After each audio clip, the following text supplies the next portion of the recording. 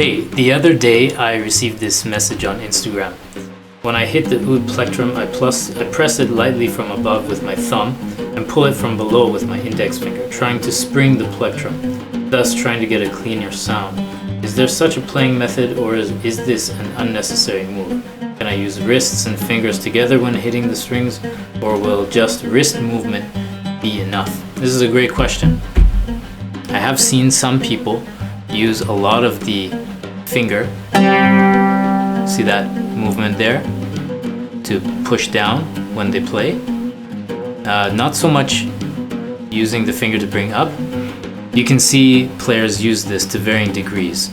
I go for about 90 to 95% forearm and wrist movement versus 5 to 10% finger. If you watch guys like Yildirim and Simon Shaheen, they use about like 5% of the finger movement to give them a little bit of attack, but most of it is in the forearm and the wrist.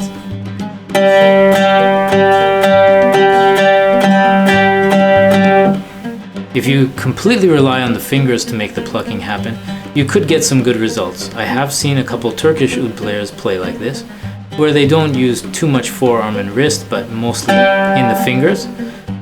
However, what I go for is strength and power and control, so I use more of the forearm and the wrist. The oud needs to be hit, not plucked. I've said this in other videos before too. The risha is like a small mallet. There's often some swing involved when you hit the strings. Now naturally, over time, as you get better at playing, you will naturally use some of the finger, especially the thumb, to get some downward momentum and create a nice spring motion and get a nice attack out of your playing. But using the forearm and the wrist is primarily where it's at.